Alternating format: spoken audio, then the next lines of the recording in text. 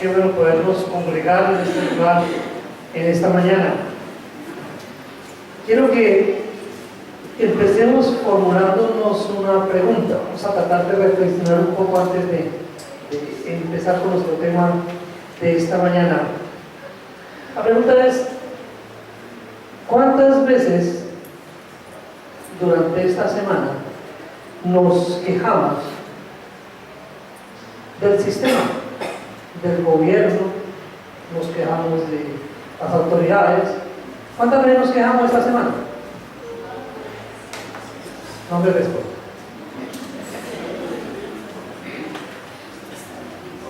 ¿Por qué empezar con esta pregunta?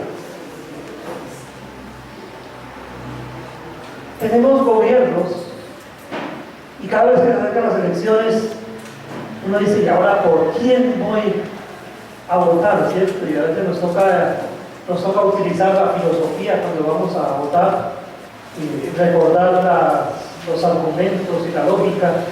Yo recuerdo por allá uno que aprendí cuando estaba en el colegio, y ese argumento decía: de dos males hay que escoger el menos malo.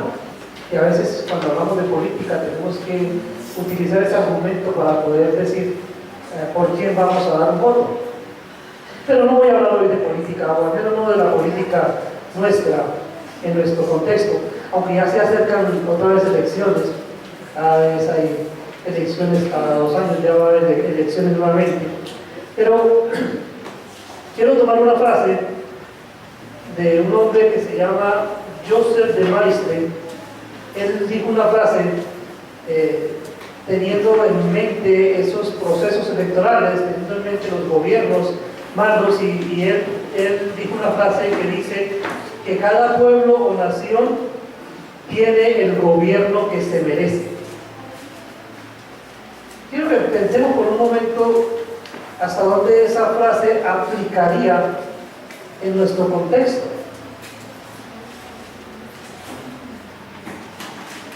Cada pueblo o nación tiene el gobierno que se merece.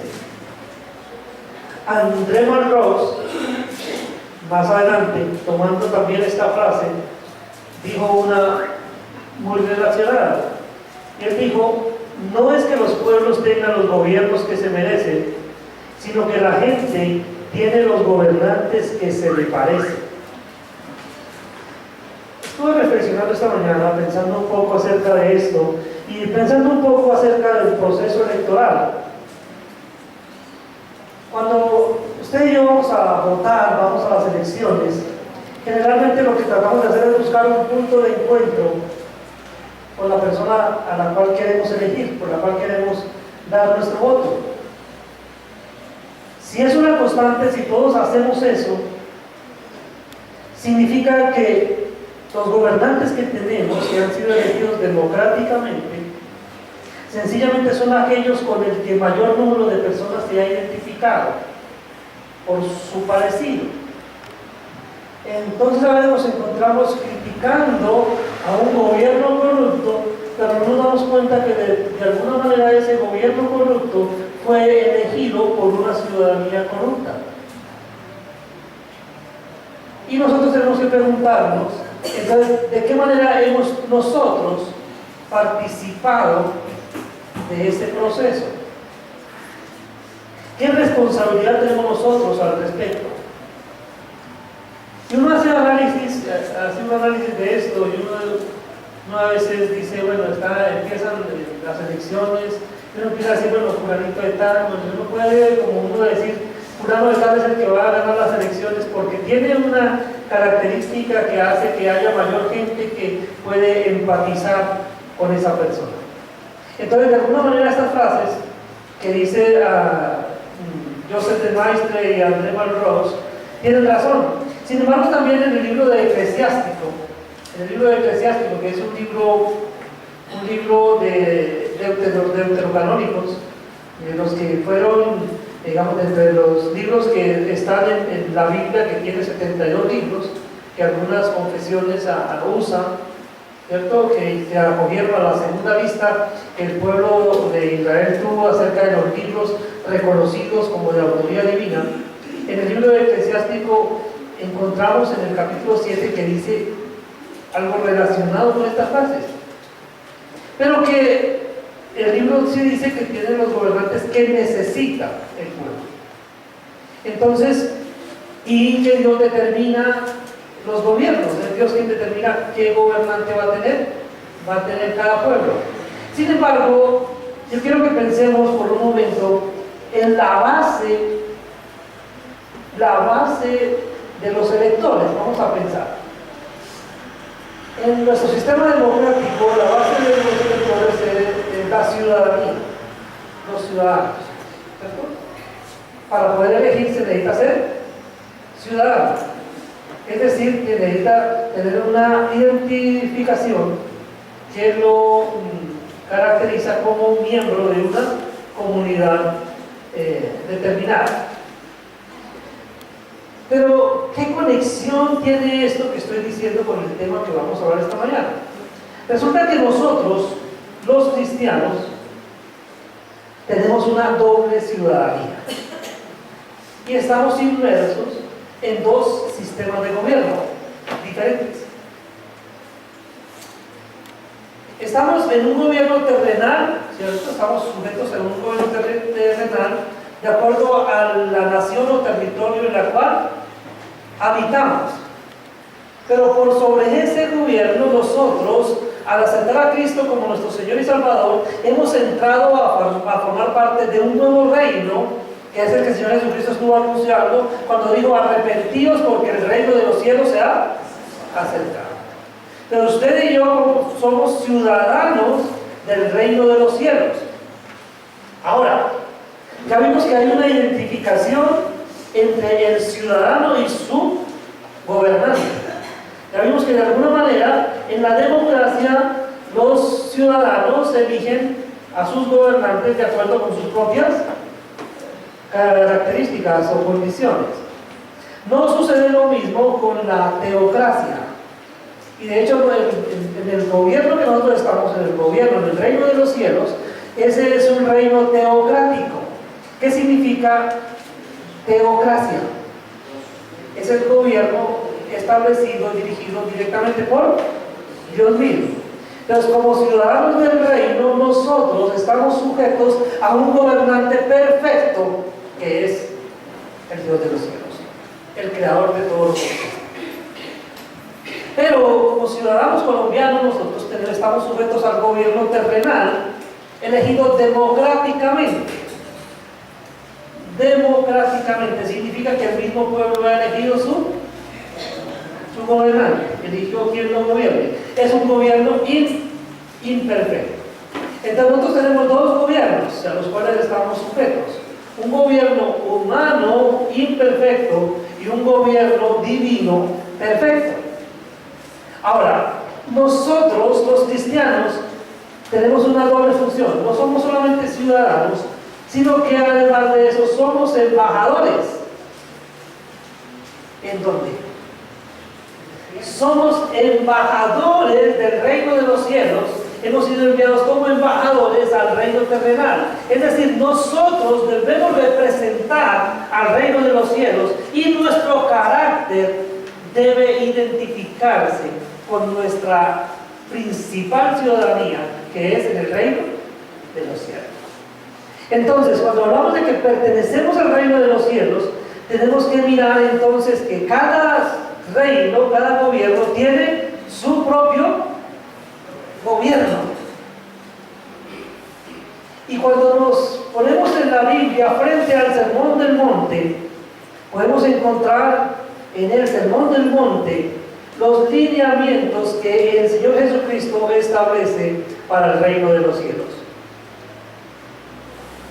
Entonces, cuando el Señor Jesucristo dice que viendo la multitud, subió al monte y sentándose vinieron a él sus discípulos y abriendo su boca les enseñaba diciendo, cuando él empieza a entregar este sermón tan importante para su iglesia, él lo hace pensando en que esos discípulos, esas personas que lo siguen, deben tener un carácter especial porque son los que él va a enviar como sus representantes. Porque Él dice, vosotros seréis mis testigos, vosotros seréis mártires, ustedes van a ir y van a hablar por mí, yo los envío como ovejas en medio de lobos, yo los envío a ustedes para que hagan un trabajo, pero ustedes necesitan tener un carácter especial. Y esta mañana específicamente vamos a hablar de las cualidades que debe reunir el ciudadano del reino celestial. ¿Qué cualidades especiales debe reunir el ciudadano del reino celestial? Si hemos dicho que nos debemos identificar con nuestro gobernante, bueno, que cuando elegimos a un gobernante nos estamos identificando con él. En el caso de la teocracia, Dios ha llamado a personas imperfectas para formar parte de su reino, pero Él toma a esas personas imperfectas y pone su propia naturaleza en ellas para que nosotros tengamos el carácter que Él quiere. Entonces, cuando Dios pone en nosotros su Santo Espíritu, es porque quiere que nosotros tengamos su misma forma. Él quiere que nosotros seamos como Él. Y cuando pone su Santo Espíritu, lo hace para capacitarnos, para que hagamos aquello para lo cual Él nos ha llamado. Entonces, podemos entender que Él nos diga, sed santos porque yo soy santo, porque Él no demanda esta santidad de nuestra naturaleza pecaminosa caída, sino de la santidad que nos es imputada y de la presencia del Espíritu Santo en nosotros para llevarnos a esa santidad. Entonces, cuando hablamos de nuestra ciudadanía celestial, tenemos que entender que para poder ser ciudadanos del reino, la principal premisa que hemos de tener en cuenta, o el principal argumento, es que nosotros no nos pertenecemos a nosotros mismos y que si realmente queremos vivir de acuerdo con el reino de los cielos, lo mejor que podemos hacer es negarnos a nosotros mismos. Que de hecho fue lo que el Señor Jesucristo dijo a sus discípulos. Dice, si alguno quiere ser mi discípulo, niéguese a sí mismo, tome su cruz cada día y sígame. Y en ese negarse a sí mismo, tomar nuestra cruz y seguirle, implica que vamos a asumir o vamos a dejar que sea Él quien controle nuestras vidas. Vamos a vivir para Él, pero ese vivir para Él lo hacemos bajo la dirección del Espíritu Santo. Y entonces aquí entendemos cuando Pablo le escribe a los Gálatas y dice, andad en el Espíritu y no satisfagáis los deseos de la carne, porque el deseo de la carne es contra el Espíritu, y el del Espíritu contra la carne, y estos dos se oponen para que no hagáis lo que quisierais. Entonces lo que vemos ahí es que el Señor dice, ustedes deben vivir de acuerdo con los lineamientos del reino de los cielos. Ustedes todo el tiempo deben mostrarse como ciudadanos del reino de los cielos. Y esos ciudadanos del reino de los cielos tienen unas características. Y empieza el sermón del monte entonces, el Señor Jesucristo diciendo, bienaventurados los pobres en espíritu, porque de ellos es el reino de los cielos. Y encontramos una primera característica en esa bienaventuranza. Cuando dice bienaventurados, ¿qué está diciendo el Señor? Es una palabra que significa muy feliz, muy gozoso, muy beneficiado. Usted quiere ser así, usted quiere vivir muy beneficiado, usted quiere vivir muy feliz, quiere ser feliz, entonces debe desarrollar una característica que lo lleva a esa felicidad. Y esa característica es la pobreza en espíritu. ¿Qué significa ser pobre en espíritu? Cuando habla aquí de la pobreza, de pobres en espíritu, la palabra que se usa para pobres es aquella palabra que se usa para hablar del indigente. Es decir, no es una persona que no tiene nada, sino que es una persona que decide vivir dependiendo de otros. El indigente es una persona que decide vivir de la compasión de otras personas. Entonces, pobreza espiritual significa que yo decido no vivir tomando como base los recursos que tengo, que están bajo mi control, sino que decido vivir dependiendo totalmente de Dios. Por eso dice que son bienaventurados los pobres en espíritu, los que dependen plenamente de Dios. Eso me hace pensar, esa dependencia me hace pensar en el momento antes del pecado, Adán y Eva en el huerto. Cuando ellos estaban en el huerto, cuando Dios los pone en el huerto, Él les dice, de todo árbol del huerto pueden comer, pero del fruto del árbol de la ciencia, del bien y del mal, no comerán de él, porque el día que de él coman ciertamente, morirán. Ellos están ahí en el huerto, tienen relación con Dios, y todo lo que tienen que hacer es preguntarle a Dios qué pueden o qué no pueden hacer. Ellos no tienen el conocimiento, ellos no saben qué es bueno o qué es malo, no tienen ese conocimiento, por eso dependen de Dios. Y lo único que tendrían que hacer es preguntarle. Yo pienso, es la misma posición del niño en su casa, y el niño le tiene que preguntar a la mamá o al papá, ¿puedo hacer esto o no puedo hacerlo? Es posición de dependencia. Y pienso que de alguna manera el ser pobres en espíritu nos identificaría con Adán y Eva antes de caer en el pecado, porque nos pone en esa posición de dependencia de Dios. Entonces es feliz aquella persona que decide no tratar de agradar a Dios por medio de sus propios pensamientos o acciones, sino que decide agradar a Dios tomando como base lo que Dios le está diciendo. Entonces le pregunta a Dios todo el tiempo, ¿esto que voy a hacer te agrada o no te agrada? Ese es verdaderamente un pobre en espíritu, el que decide depender totalmente de Dios. Reconoce su incapacidad espiritual. Entonces, si usted y yo queremos tener esa cualidad especial que nos identifique como ciudadanos del reino de los cielos, usted y yo debemos reconocer nuestra dependencia de Dios. El siguiente versículo, el 4, dice, bienaventurados los que lloran, porque ellos recibirán consolación. Y debemos decir también en esta cualidad, es que un ciudadano del reino debe desarrollar sensibilidad. El ciudadano del reino desarrolla sensibilidad, pero básicamente sensibilidad hacia dos cosas. Es decir, aquí no está hablando de cualquier tipo de llanto, está hablando del llanto en dos sentidos.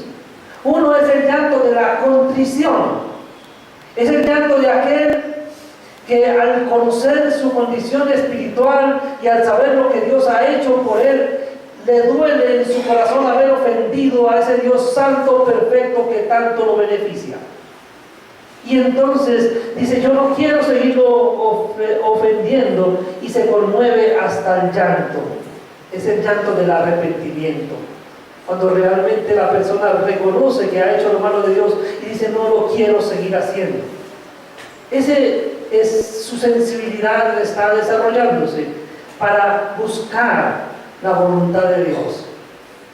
Pero también es el llanto de la solidaridad, es el llanto del que llora con los que lloran, es el llanto del que se identifica con el dolor de otras personas y se acerca para ayudar a esas personas, para consolarlas, para estar al lado de ellos.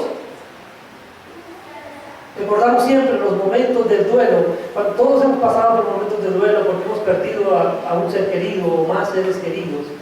Y si usted se pone a pensar, usted no recuerda qué le han dicho las personas que han estado a su lado, pero seguramente que sí recuerda a las personas que han estado ahí y le han prestado el hombro para que usted llore en ese hombro. Las personas que lloraron por usted se acuerda de ellas. ¿Por qué? Porque es una identificación, se identificaron con su dolor. Y el Señor quiere que hagamos eso, que nos identifiquemos con el dolor de las otras personas. Es el llanto de la solidaridad.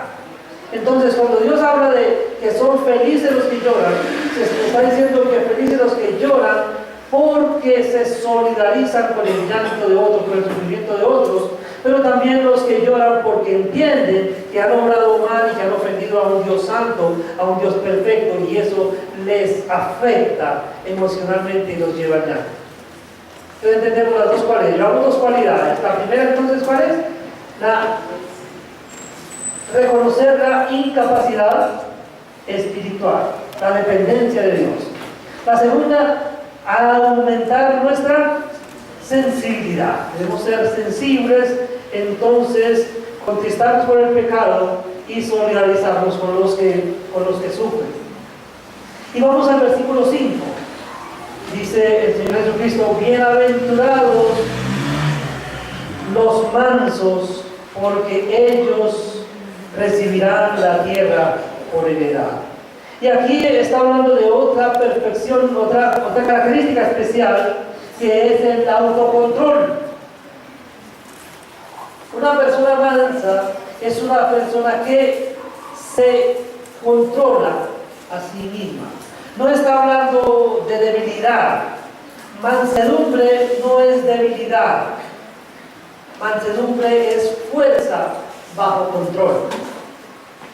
Es decir, usted no se defiende no porque no pueda hacerlo, sino porque toma la decisión de no hacerlo, porque quiere tener en cuenta a Dios y no quiere desagradarlo.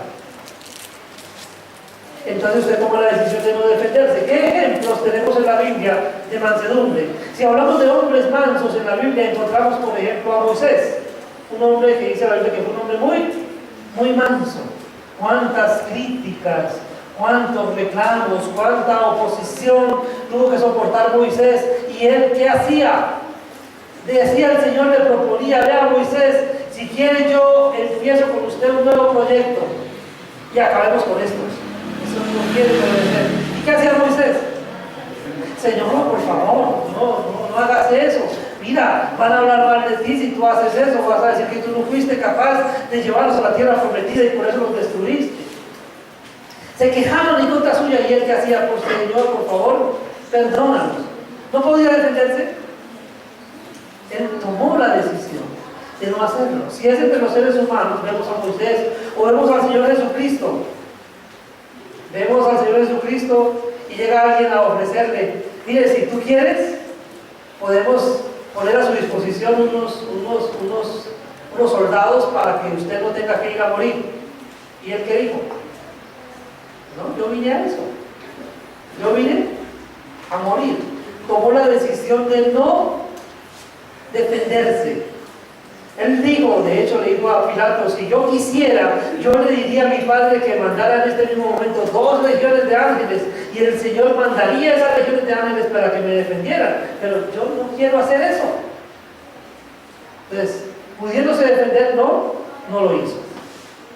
Ahora, si vamos a mirar dentro de los animales ejemplos de mansedumbre, podría mencionar 2 ejemplos. Uno es el caballo. Bueno, no todos los caballos son mansos. Hay caballos mansos y hay caballos muy briosos. Pero un caballo manso se caracteriza porque cualquier persona lo puede montar y no hay peligro, ¿cierto? Entonces, si vamos a ir a un paseo en caballo, hay varios caballos, entonces hay damas en el paseo.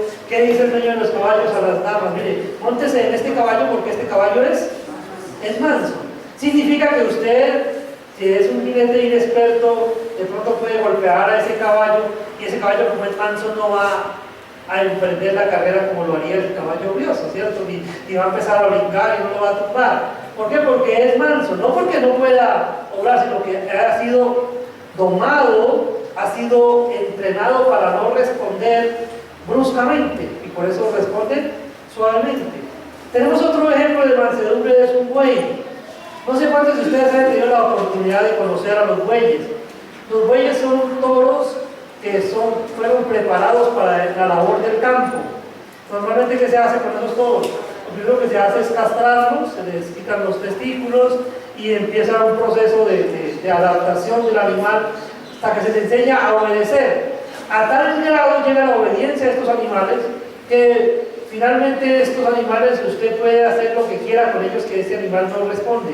Sencillamente está concentrado en tirar el arado y nada más. Está preparado, su andar es lento pero fuerte, y el animal no responde a ningún tipo de agresión ni nada. De hecho, llega el gañán, que se llama la persona que conduce al buey, y coge una guijada, un aguijón, una vara con punta, y coge y chuza al buey, y el buey puede defenderse, tiene la fuerza necesaria para poder salir corriendo y dejar, pero no lo hace, ¿cierto? Sino que sigue ahí en el trabajo. ¿Por qué? Porque fue entrenado para eso.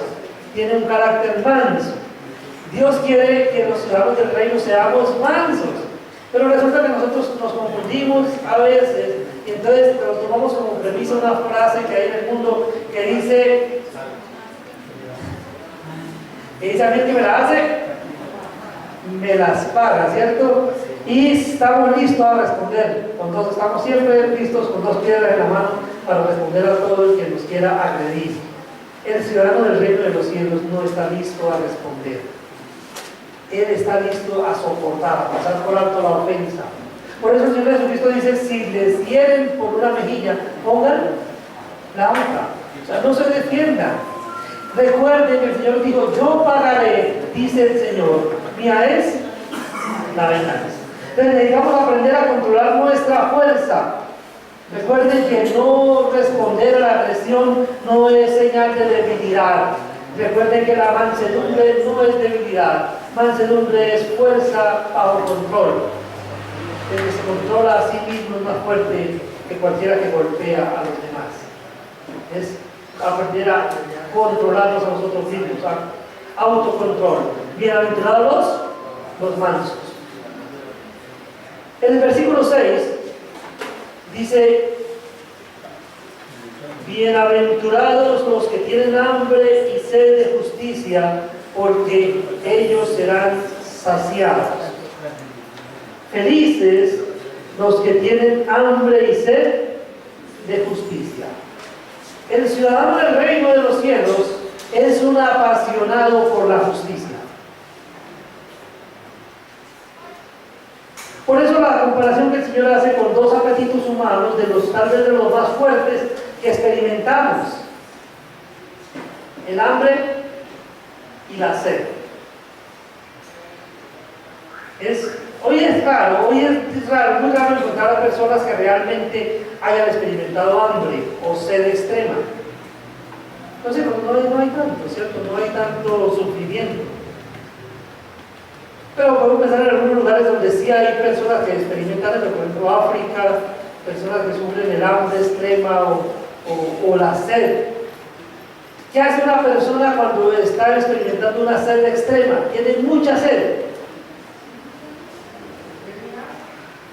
Buscan el agua, ¿cierto? Busca el agua. Y a donde sea, ¿cierto? Está en el desierto, va a buscar y empieza desesperado a buscar a ver dónde consigue el agua. Porque eso digamos que está moviendo todo su cuerpo se está concentrando en esa necesidad. Necesita agua, porque si no toma agua se va a morir, se va a deshidratar. Y el cuerpo lo sabe, por eso entonces está deseando el agua.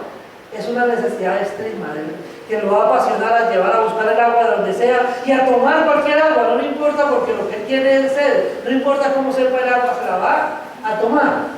Igual cuando tiene hambre, va a comer lo que sea, desde que sea de comer, no importa si le sabe bien o mal, se lo come porque tiene hambre. A veces nuestros hijos no comen lo que les servimos, ¿por qué? Tal vez porque nunca han tenido hambre. Entonces, como nunca han tenido hambre, ellos piensan que para poder regodearse de lo que les sirve, y no, yo no quiero eso porque no me gusta. Cuando uno tiene hambre, come lo que sea, así no le gusta. Son las pasiones extremas. Pero dice el Señor aquí, que dice, bienaventurados los que tienen hambre y sed de justicia. O sea que la justicia llega a ser tan importante para esa persona que la desea como desearía el agua con sed extrema o como desearía la comida con hambre extrema. Es un apasionado por la justicia. Uno que procura, ¿cierto? Le molesta la injusticia y procura siempre que se haga lo que sea justo. Necesitamos desarrollar ese tipo de carácter. Necesitamos desarrollar esa pasión. Necesitamos sernos apasionados por la justicia. Lógicamente eso implica todo un proceso mental. Nuestra mente tiene que cambiar. Y tiene que cambiar porque es lo que el Señor Jesucristo nos ha encomendado, es la predicación. Recuerden que la predicación, ¿qué dice? Arrepentíos, porque el reino de los cielos se ha acercado. Cambien su manera de pensar. Y esto tiene que ver con un cambio en nuestra manera de pensar. Cambien su manera de pensar para que de la misma manera entonces cambie su manera de vivir. Entonces desarrollen pasión por la justicia. necesitamos desarrollar este tipo de pasión. Vamos a Mateo 5, versículo 7. Dice: bienaventurados los misericordiosos, porque ellos alcanzarán misericordia. Misericordia. Vamos a tratar de definir esa palabra. Cuando hablamos de Dios y su misericordia, estamos hablando de una perfección de Dios por medio de la cual Él no nos da lo que merecemos. Cuando leemos la palabra, Él dice que la paga del pecado es muerte. Cuando consideramos nuestras vidas, nos damos cuenta que lo que nosotros merecemos es la muerte. Y aquí viene Dios y entonces usa misericordia de nosotros y no nos da muerte. Pues no darnos lo que merecemos es misericordia. Ahora, nosotros somos muy dados a exigir que la gente pague por lo que hace.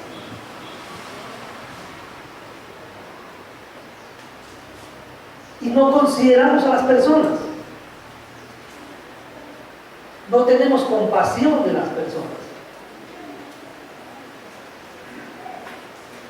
Si Dios obrara de esa manera con nosotros, si no hubiese tenido compasión de nosotros, nosotros estaríamos sin esperanza.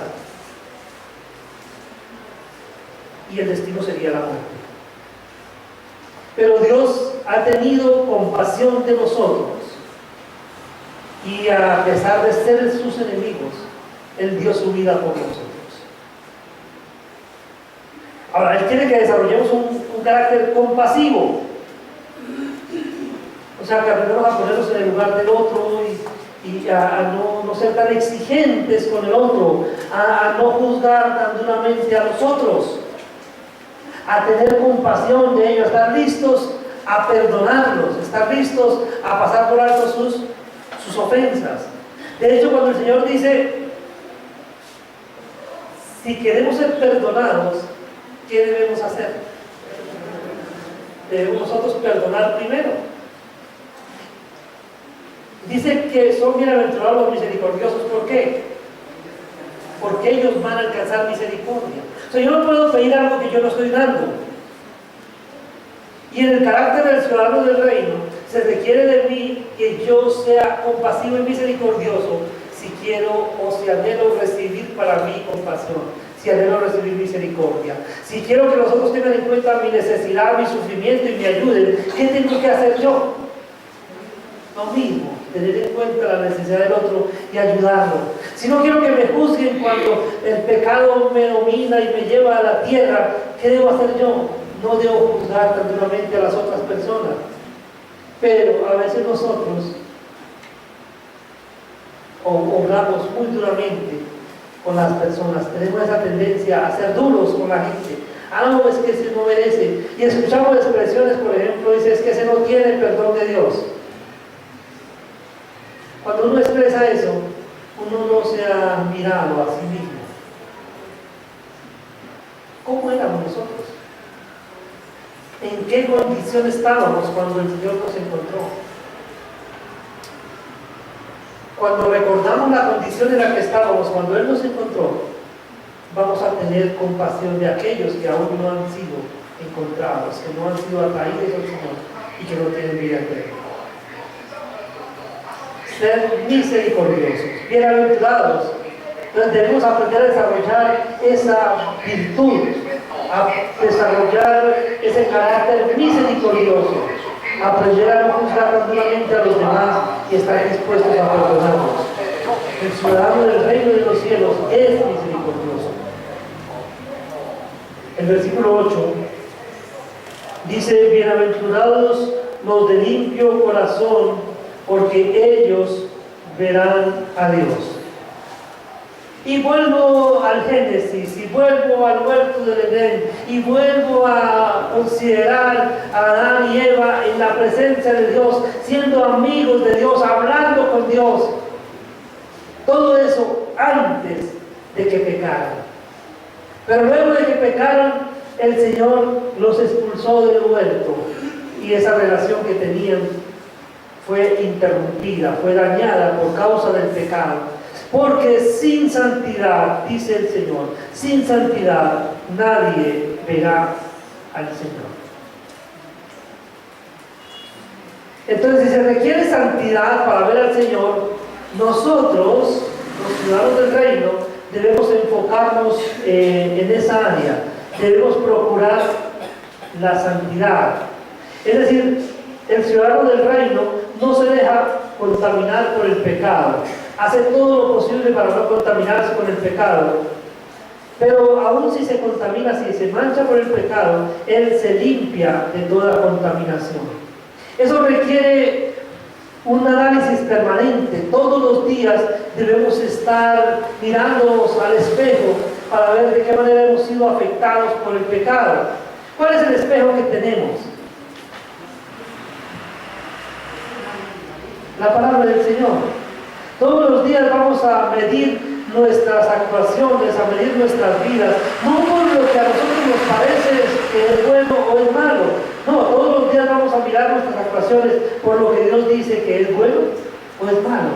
Es el espejo que Dios nos ha entregado para que todos los días podamos hacer nuestra auditoría espiritual y ver cuál es nuestra condición. Que podamos entonces ver en dónde necesitamos pasarnos el pañito, ¿cierto? Vamos a dónde tenemos el sucio y vamos a quitarlo. Es necesario evaluarnos todos los días, porque un ciudadano del reino de los cielos procura la santidad. Por eso dice, bienaventurados los de limpio corazón, porque ellos verán a Dios. Cuando somos santos, podemos ver a Dios, porque Él dice, sed santos, porque yo soy santo. Entonces es una tarea, es algo que debemos desarrollar. Aquí tenemos que trabajar en esto. Tenemos que trabajar. No podemos dejarnos contaminar, no podemos dejarnos arrastrar. Recuerden, hay este proverbio que no está en la Biblia, pero que tiene mucho que ver con esto. Y dice que cuando las palomas empiezan a compartir con los cuervos, su plumaje permanece blanco, pero su corazón se empieza a poner negro.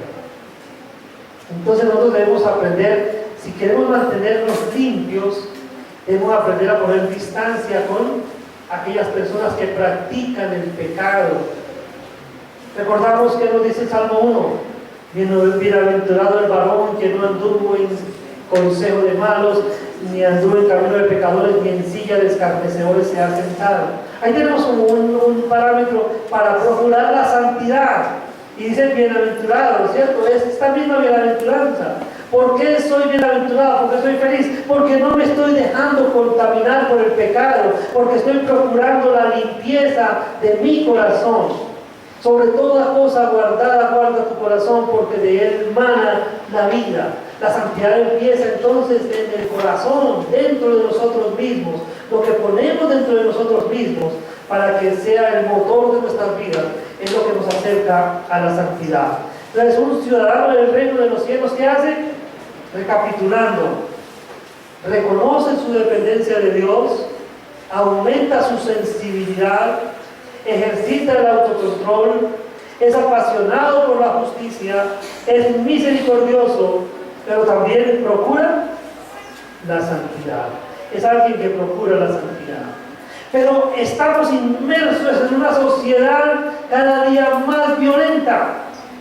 Una sociedad en la que las agresiones están a la orden del día. Que salen las personas a las calles y todo el mundo está listo a responder. Todos predispuestos. Si van en la vía, como usted va como conductor y va un poco despacio, está el otro atrás echando el pito, bueno, que se mueva y empujando. Y eso, el ruido y todo, empieza entonces a generar unas tensiones y todo el mundo está entonces agresivo, todo el mundo buscando atacar al otro. Y se dan muchas peleas, muchos problemas. Hoy necesitamos entonces que la iglesia se ponga en el medio. ¿En medio de qué? Dice, bienaventurados los pacificadores. La iglesia tiene que intervenir la comunidad. ¿Con qué propósito? traer paz y armonía entre los miembros de la comunidad. Ahora, eso nos pone en riesgo, ¿sí o no? Porque la sabiduría popular, ¿qué dice? En pelea de burros el que chupa es el arriero, ¿cierto? Entonces, cuando nos metemos en los pleitos de los otros, ¿qué va a pasar? Ahí vamos a llevar también nosotros nuestros golpes, vamos a hacer, ¿cierto? Pero es el riesgo que tenemos que correr. Si queremos ayudar a otros para que haya armonía entre otros, tenemos que ir y meternos en medio para separarlos y no dejar que se acaben a golpes. Eso implica que vamos a sufrir, sí, pero es lo que Dios quiere que nosotros hagamos, que procuremos que haya paz entre las personas, que haya armonía. La iglesia debe ser una gente de paz. La iglesia debe ser una gente de paz. Pero muchas veces nos encontramos como cristianos alimentando el conflicto. Carboneros, eso es, ¡dale más duro! Se lo merece, ¿cierto? Y mire, buscamos. ¿Por qué? Porque no hemos entendido que debemos saber esa cualidad es muy importante. Debemos ser conciliadores, buscar la paz de los que están a nuestro alrededor, caracterizarnos por crear armonía, que donde estemos nosotros haya armonía. Mire, voy a poner un escenario sencillo. Estoy en el banco, voy a pagar mi recibo de la energía o del acueducto, y voy a ir a pagar, y empieza por aquí uno a quejarse, ay, que esos son muy lentos, que no se mueven, mire, que por qué no atienden, que por qué es el primero, y el otro que se está colando ahí, y entonces yo me paro y le digo, tranquilo, no se preocupe, no se estrese, ¿qué gana con preocuparse? Esperemos, dejémoslo, pobre gente, está afanando mucho. Si los ponemos a pagar, se van a demorar más en atendernos. Tranquilo, cálmese. Esa debe ser mi actitud ahí, ¿cierto? Y si yo llego al banco y hay un amigo mío ahí al frente, en la fila, entonces yo, como soy prudente, ¿cierto? Yo no le voy a decir a ese que me pague el recibo, porque ahí hago el problema. Entonces sería contrario a ese carácter. No, yo sí lo saludo, hola mi hermanito, ¿cómo está? Y tomo mi lugar en la fila. Igual, cuando yo esté delante de ustedes en la fila, no me pidan que le pague el recibo. Si usted quiere que yo le pague el recibo, mire, llámeme antes y tráigame el recibo aquí, yo con mucho gusto voy y se lo pago. Pero no me encuentre en la fila y no me pida que le pague el recibo, porque yo no voy a traer conflicto a ese lugar. Amén. Porque no es justo. No es justo. Ahora, si yo dispongo de tiempo y usted llega y usted está pagado, si yo quiero cederle mi puesto, entonces me tengo que quitar de donde estoy, dejar que usted se coloque ahí y me voy atrás. Y hago la cola por usted. Bueno, ahí usted verá si ese día me encuentra porque yo estoy con bastante tiempo para estar ahí haciendo la cola. Pero es importante que entendamos que eso forma parte de nuestro diario, de nuestra cotidianidad, algo que se ve permanentemente. Entonces, ¿cómo debo ser yo? Conciliador. Conciliador. Un agente de paz, no un elemento conflictivo. Que usted llega a todas partes donde llega, llegó la polvorita. Todo, y deja todo incendiado y se va. No. El cristiano, el ciudadano del reino de los cielos, es conciliador, es un agente de paz. Procura entonces la paz entre todos, la armonía, es conciliador.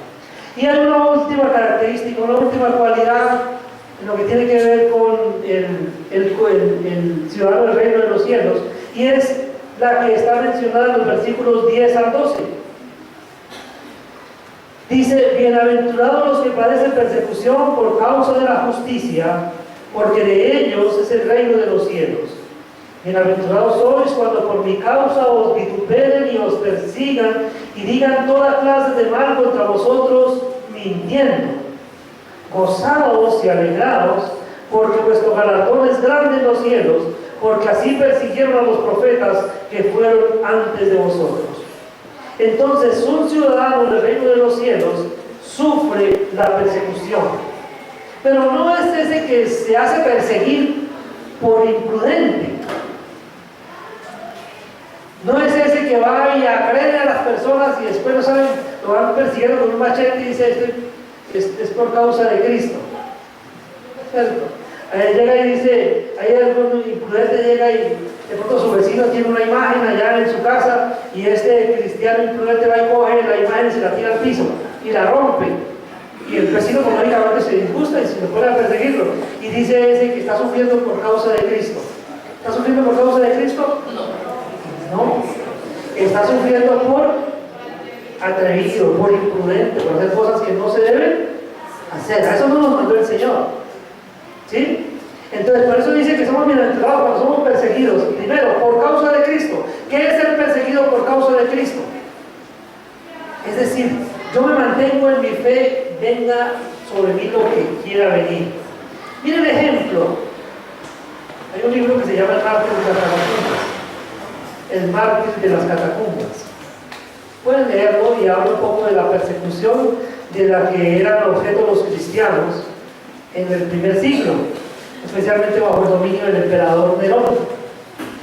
Ellos, los romanos, eran un pueblo aparentemente, decían que eran civilizados, pero tenían un elemento que era el circo.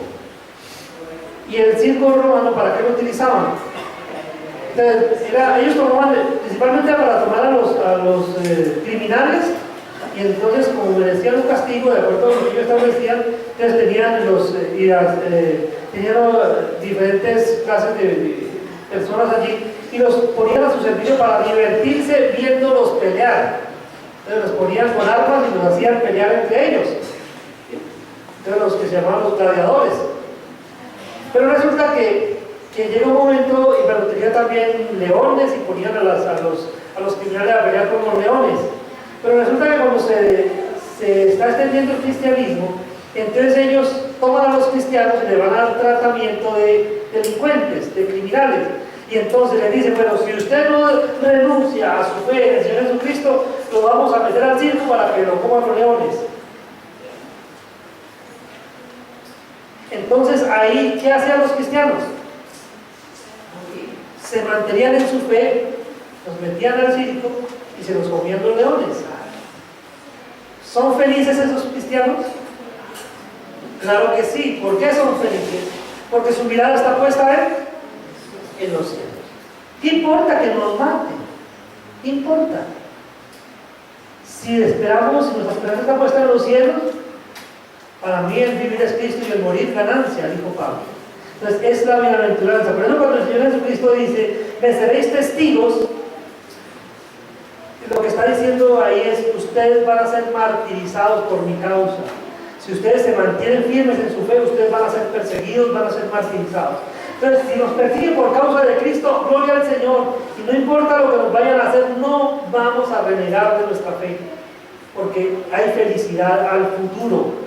Porque si le confesamos delante de los hombres, Él también nos confesará delante del Padre. Pero dice que si le negáramos delante de los hombres, Él también nos negará delante de su Padre. Entonces, por eso nosotros debemos sufrir por su causa.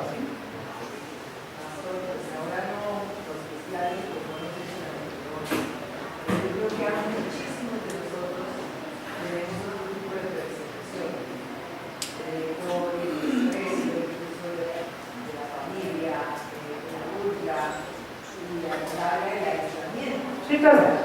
Entonces, sí, claro, de hecho el Señor Jesucristo dijo, yo no he venido a traer paz, sino a traer guerra, a levantar a los padres contra los hijos, a los hijos contra los padres. ¿Sí? Es lo que se presenta. O sea, cuando yo confieso a Cristo como mi Señor y Salvador, voy a ser perseguido. Entonces, si me persiguen por su causa, gloria al Señor. Si me persiguen por causa de la justicia, y yo trato de que sea lo justo, y me persiguen, gloria al Señor, soy bienaventurado. Si me persiguen injustamente, ¿sí? Dice que bienaventurados soy cuando por mi causa os persigan y os maltraten y digan toda clase de mal contra vosotros mintiendo. O sea, cuando la persecución sea injusta. Pero si usted se ganó la persecución, ahí no es bienaventurado. O sea, tiene que ser dentro de los parámetros que el Señor establece para ese servicio a Él. Miren, mis queridos hermanos, ese es un boceto, es un bosquejo, esa es una imagen, unas características características que debe reunir el ciudadano del reino de los cielos. Ahora, es a eso a lo que hemos sido llamados por el Señor. Algunas personas, hablando del sermón del monte, proponen que ese sermón no es posible y dicen que aplicar eso es cuando el Señor venga y cuando estemos en el cielo. Pero tendría algunas inconsistencias eso.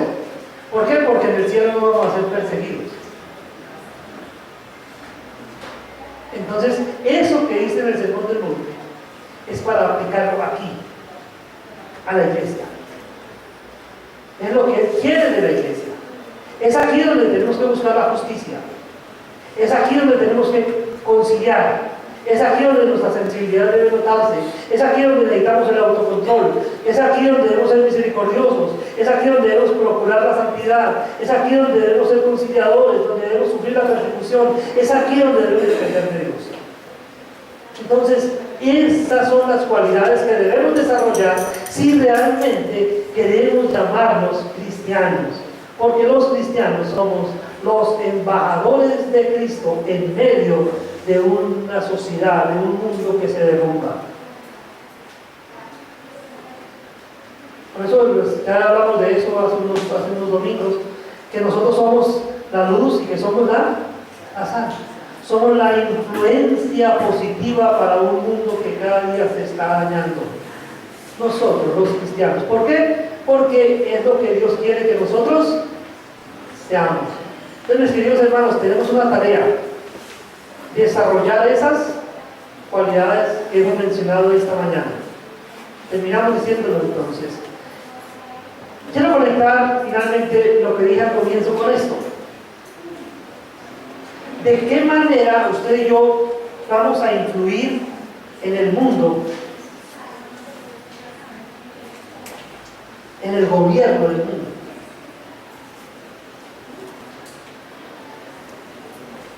Cuando nosotros, en medio de este mundo que está gobernado por personas que fallan, nosotros vamos a comportarnos reconociendo que nosotros, como ciudadanos del reino, somos gobernados por el Dios de los cielos, que es perfecto. Y entonces nosotros vamos a darle la oportunidad a las personas que puedan hacer una comparación entre lo que significa vivir bajo el gobierno de Dios y vivir bajo el gobierno del mundo. Y ahí vamos a entender, metidos en ese ambiente, vamos a entender las palabras del Señor Jesucristo cuando dijo: mi paz os dejo, mi paz os doy. Yo no la doy como el mundo la da. No se turbe vuestro corazón, ni tengan miedo. Mis queridos hermanos, les animo para que juntos trabajemos en procura de estas cualidades, que cada día cuando nos miremos en el espejo podamos ver personas que están desarrollando las cualidades del ciudadano del reino de los cielos. Que el Señor nos ayude. Padre nuestro que estás en el cielo, queremos darte muchas gracias, Señor, porque en esta mañana tú nos has permitido venir a este lugar, Padre, para escuchar tu palabra, Señor. Padre bueno, queremos agradecerte por la vida de tu amado Hijo, Señor, a quien tú enviaste para que viviera una vida perfecta, para que tomara nuestro pecado y lo llevara a la cruz del Calvario. Gracias por la enseñanza de tu Hijo, Señor. Gracias porque tu Hijo nos enseña lo que significa vivir en el reino de los cielos. Padre bendito, te damos muchas gracias porque ese reino tú lo has dado a tu Hijo. Y aunque en este momento estamos inmersos en un gobierno humano que falla, un gobierno humano dañado, Señor, tenemos la esperanza de que tu amado Hijo va a venir para que su reino sea establecido no solo sobre nosotros como ya lo está haciendo, sino sobre toda la humanidad. Y allí ya no habrá más llanto ni dolor, porque las primeras cosas aún han pasado, Señor. Por eso, mientras llegamos a ese momento en el que tu Hijo establece tu reino sobre la tierra, Señor, te pedimos que nos ayudes para que podamos desarrollar estas cualidades que son tan necesarias en un mundo que sufre tanto por causa del pecado. Señor, te damos gracias por habernos hecho tus embajadores por hacernos tus hijos, por hacernos tus siervos, pero especialmente, Señor, gracias por hacernos ciudadanos del reino de los cielos y por retarnos a desarrollar estas cualidades. En el nombre de tu Hijo oramos con acción de gracias. Amén.